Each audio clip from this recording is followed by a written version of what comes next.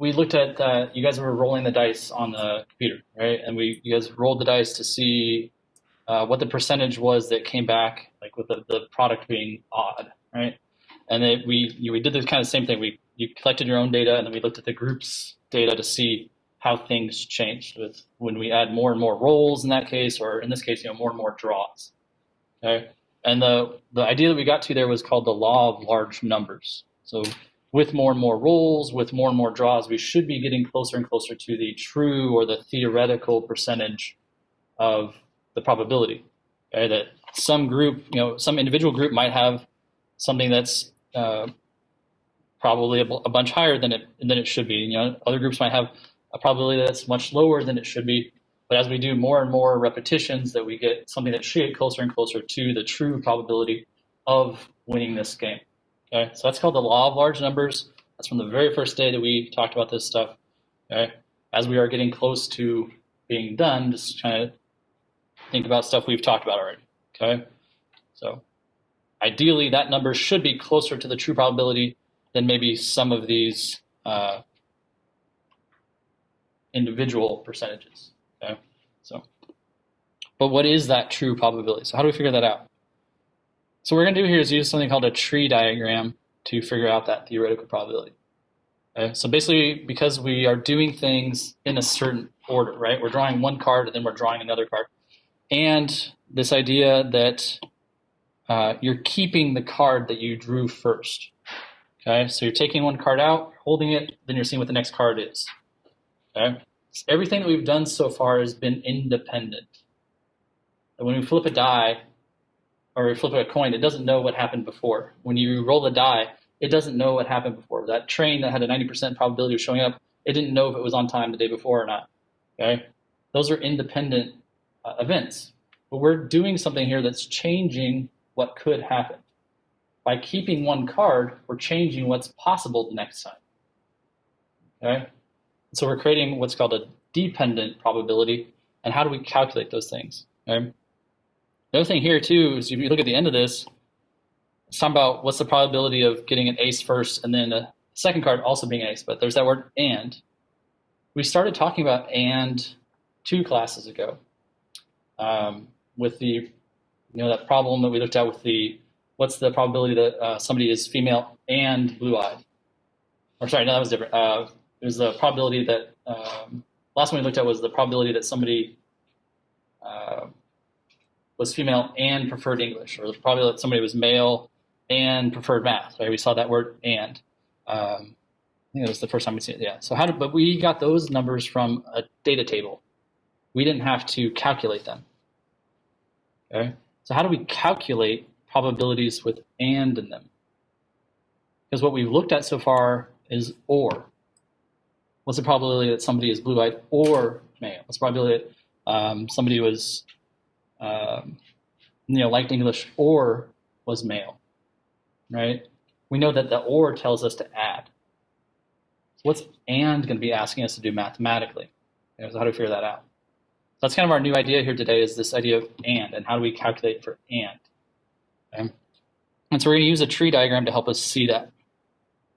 So this is our ace game. Okay, so that's the game you guys were just playing, this ace game, whatever you want to call it. Okay. But that first thing, right? There's 2 aces, there's 3 kings. What's the first probability, right? If the first thing you do is draw an ace, what's the probability of drawing an ace? There's 2 aces, there's 3 kings. What's the probability that the first card you draw is an ace?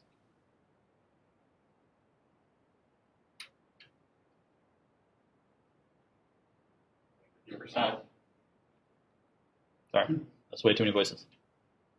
What? It would either be 50 or 25. Okay. I think you just said 25. 2 out of 5? Or another voice? Where'd you get 2 out of 5 from? There are 5 cards. 5 cards? Yeah, 2 aces. 2 of them are aces. So 2 out of 5. There's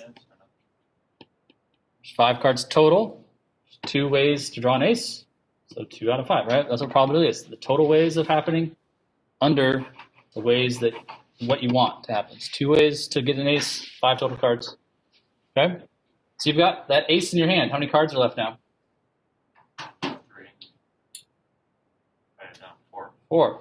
How many of them are aces? 1. How many of them are kings? 3. So the next card, what's the probability that the next card is an ace? There's 4 cards. 1 out of 4. Okay? 1 out of 4. Let's leave those fractions right now. 25. Okay? What's the chance that the next one's a king? You got 3 cards. Sorry, you got 4 cards. 3 of them are kings. So you got a 3 out of 4 chance. Okay? We're going to hold off on the last 2 boxes for a second. Okay? Let's go back to the beginning of the game. What's the probability that you pull a king first? 3 out of 5. Yep. 3 cards out of 5 are kings. So 3/5. You're holding that king in your hand. How many cards are left in the deck? 4. How many of them are aces? 2. How many of them are kings? 2. So the chance to pull an ace next is a 2 out of 4. Chance to pull a king next is a 2 out of 4. Okay? Before we go to look at those last boxes, what's going on here?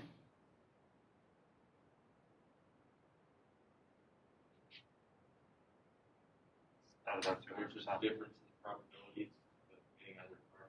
Okay, there's a difference in the probabilities of getting either card. True. What else is going on here? 5 out of 5. Adds up to 5 out of 5, otherwise known as 100%. Okay, so there's a 100% chance that we draw an ace or a king, right? That's all we could do. Okay, what's going on here? Right up to 100% because there's 100% chance that we draw an ace or a king again right at that point. What's going on here? Right up to 100%. So at each level of this tree, we're seeing that the branches add up to 100%, right? So something to make note of. Okay. Now, how do we deal with and? Okay. How do we know what to do with and? We know with or we're supposed to add. How do we deal with and? Okay. So we can run a quick experiment to see. Okay. What's the probability of flipping a heads and flipping a heads? You got 2 coins. What's the probability that they flip both heads? So what's the probability of flipping one heads? Let's go fractions. 1/2. What's the probability of flipping another heads? 1/2 again. What else could happen when I flip 2 coins? Both could be tails or one. Both could be tails. One of them could be tails. Keep going, Mason. One's tails, then One could be head. one could be head, one's tails. How many total ways are there to flip 2 coins? 4. How many ways did we get what we wanted? 1, right? Okay. So what's the probability of flipping a heads and a heads? 1/4. What do we do with 1/2 and 1/2 to get 1/4? What math do we do with 1/2 and 1/2 to get 1/4? Multiply. So the probability of flipping a heads and flipping a heads is showing us that we should use multiplication to deal with the word and. Okay, so or tells us to add the probabilities, and tells us to multiply the probabilities. Okay, does that make sense? We can see that the math works, right? Makes sense of the math? Okay, so we go back to this little bit more complex problem and say, well, what do I do here, right? What's the probability that the first card was an ace and the second card is an ace? I'm going to take those 2 probabilities and I'm going to multiply them. So 2/5 times 1/4. How do we multiply fractions?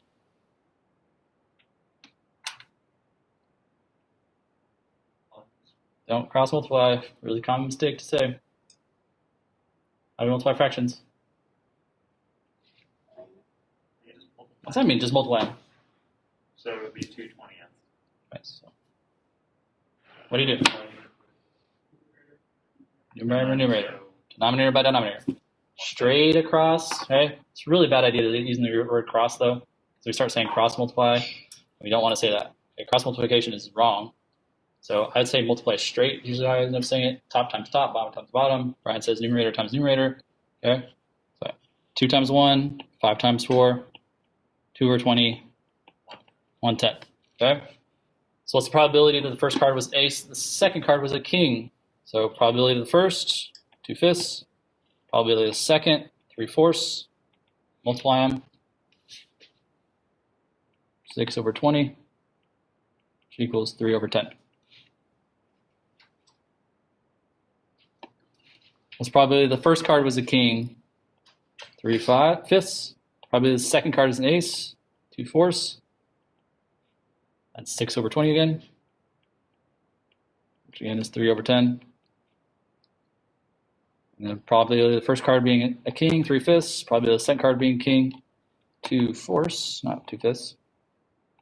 6/10, 6/20, our Lord, which is then 3/10.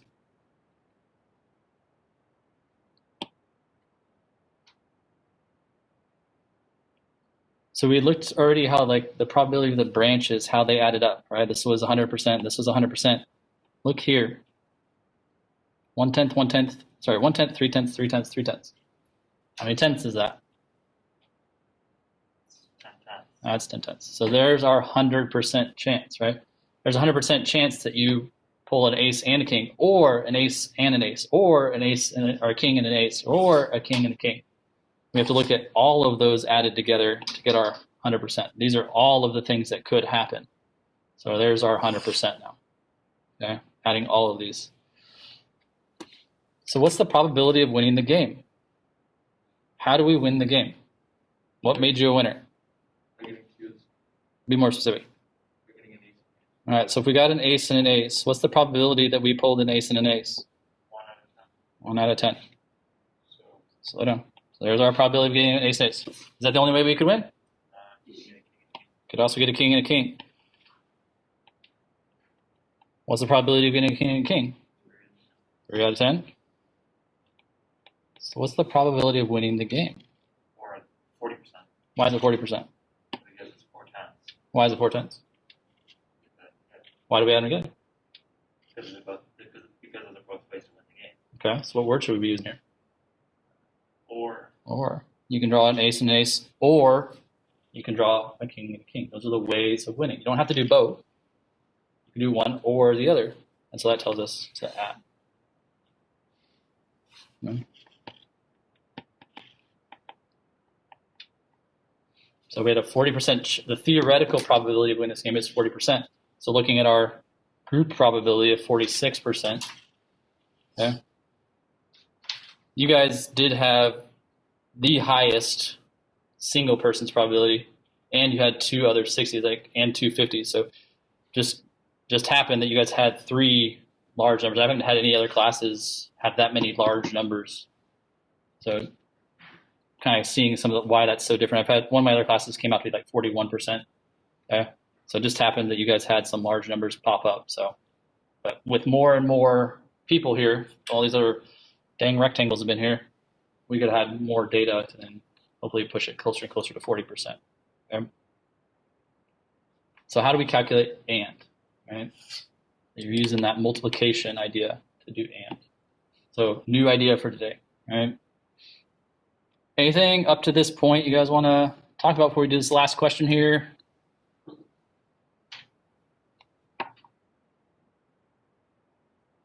You guys will be asked to create a tree diagram on the back side of this.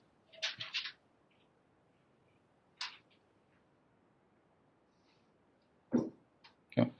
All right, so last idea here for today is something that we talked about on Tuesday, this idea of something happened given something else, and that was called conditional probability.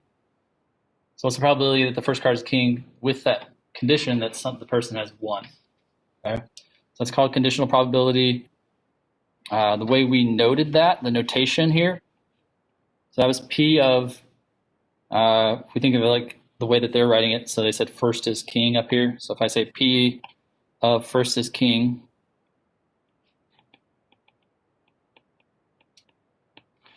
and then the conditional probability used that vertical bar to stand for the phrase given, or the word given.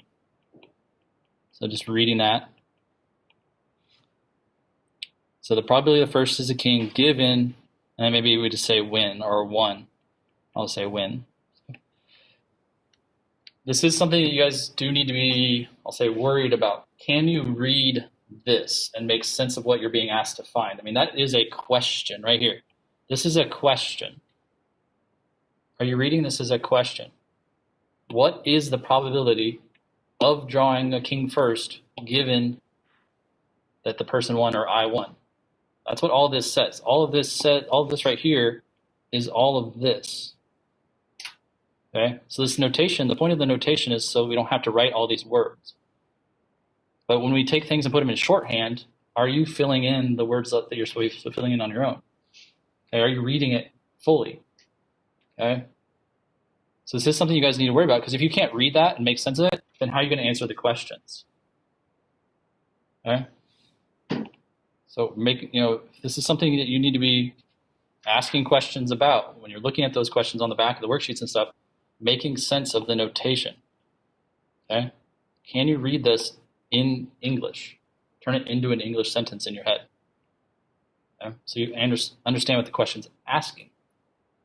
That's something you guys need to be concerned about. Can you do that? Is that a skill you have? That is something we're trying to push you guys to do. Okay? Work you towards. That's how we write it. Right? The formula for this, something we talked about Tuesday, was the probability that both occur divided by the probability that the given occurs.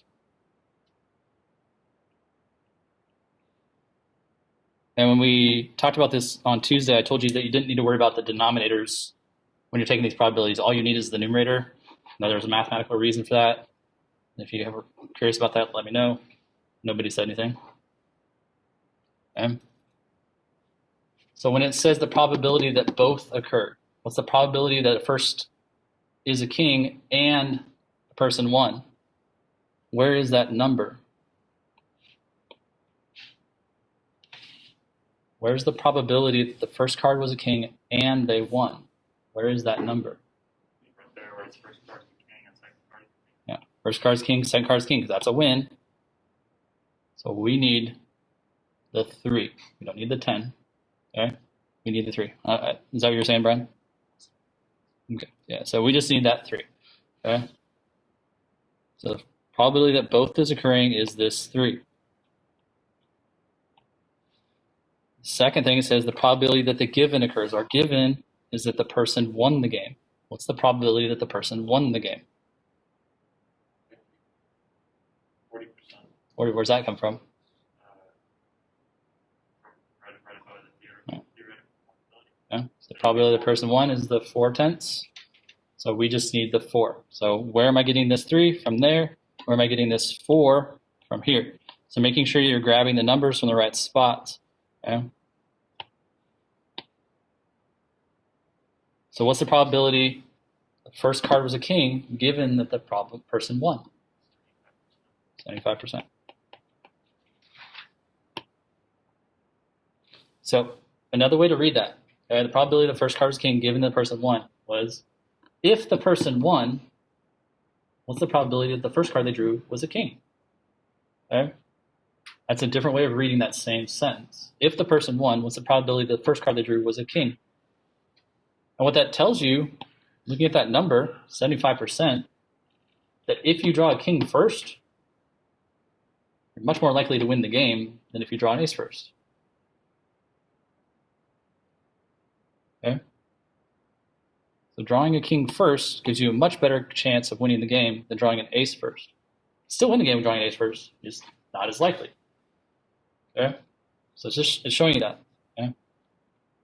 So when we did this Tuesday, we compared. This is called a conditional probability, but we were saying, hey, are these things independent of each other? And then what we saw on Tuesday was the idea that if the person was female, then I think the data showed like about 70% of the females that we tested had about preferred English. If the person was male, it was around 40 to 50% preferred English. So there was a condition there. There was a dependence there because those numbers were so different. Here we're not doing that. We're not comparing two probabilities. We're just looking at one. Okay? But if we did say what's the probability that the first one was an ace compared to a win, then we could say, hey, is there a dependence here? Does it matter which card you draw? Will that help the next thing, right? So we would see that though, because the probability of drawing an ace first and still winning is only 1 out of 10. Probability of drawing a king first and winning is 3 out of 10. More likelihood you're here, right? Triple the likelihood. Okay, so okay. The rest of this is just going to be me summarizing. Is there anything particular here you guys want me to go back over as you're looking at it?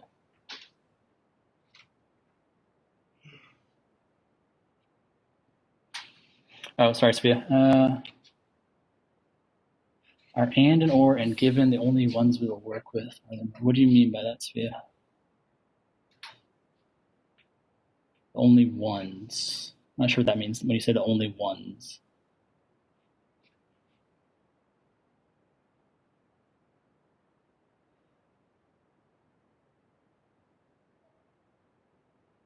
So you're saying like, we started off with like just kind of generic probability, and then we added in like this, the orness, like probability of this or that. Like you're saying that like that's a yes. That's the only other thing would be the not. Right? What's the probability of something not happening? We talked about that, the complement. Right? So if the probability of winning the game is 4 out of 10, then the probability of not winning the game is 6 out of 10. The lesson tomorrow also deals with multiplication, so it still deals with like the andness. So, yeah. So I'd say not, or, and the conditional probabilities as the things. So, and we've had 6 lessons. That's all this. The quiz is going to be over. Is the 6 probability lessons. The shading, graphing stuff won't be on there. Okay, so.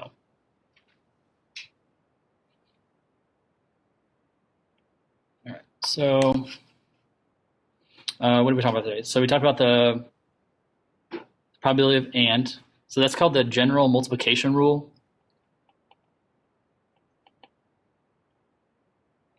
Misspelled general every time today.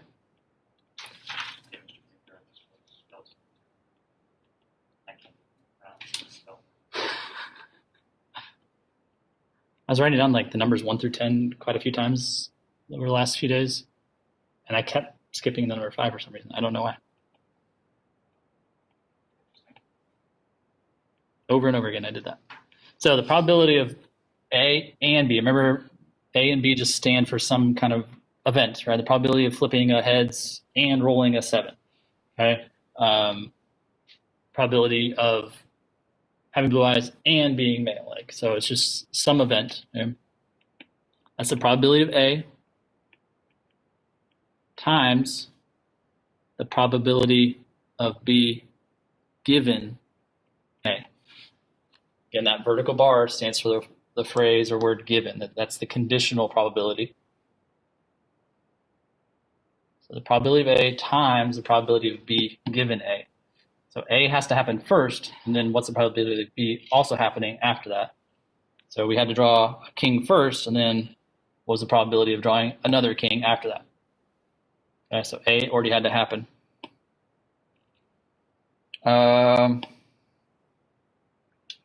Where do those numbers come from? What you guys are going to be looking for is that tree diagram. So that's kind of something that's new today, seeing a tree diagram.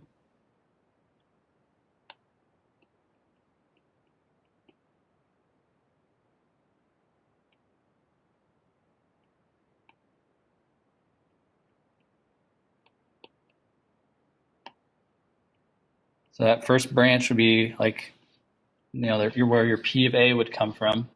So what's the probability that you branch off that way? And then from there,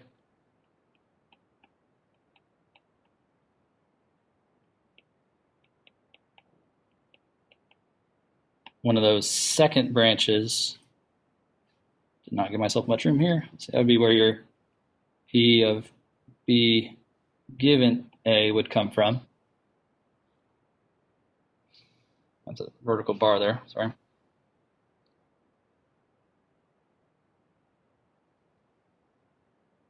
And then the answer would be the P of A and B.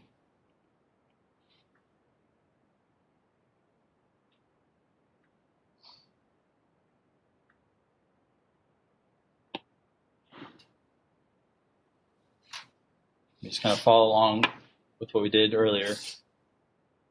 The last thing would just be kind of review from Tuesday. Again, that conditional probability. How do you find the probability of one thing given another? I guess I'll write the other way. I've been doing.